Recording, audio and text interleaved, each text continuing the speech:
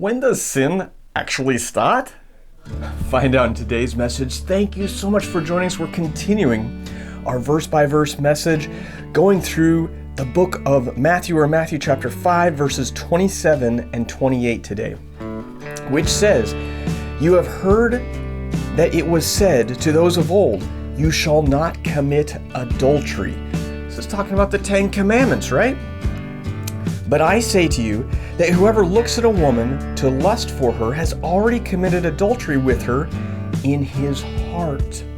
So there's the question, when does sin actually start? You can go back to the Ten Commandments, and many of them seemed very physical, like thou shalt not murder. We talked about that. Here's thou shalt not commit adultery. But there's Jesus talking about, where does the sin actually start? Let's actually take care of it from its beginning. And the beginning of murder and the beginning of adultery actually happens in your mind and in your heart. So when you look at a person and you start to think of her in the wrong way, you need to stop.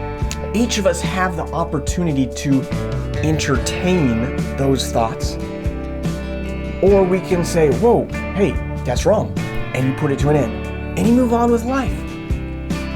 But that's the thing, is we need to realize it's actually sin to sit here and in our imagination go to places we shouldn't go, do things we shouldn't do, even have wrong passions and desires, or wrong hatred and anger, wrong thoughts of other people.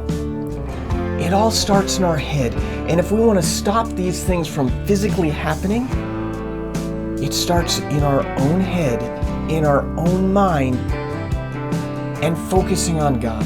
Not focusing on these other things, but keeping our mind on the God who loves us so much that He came to die in our place, to pay for all of our sins, and to change us to be more like Him, to make us righteous, or have a right standing with Him, a right standing with God the Father in heaven because of what Jesus did on the cross.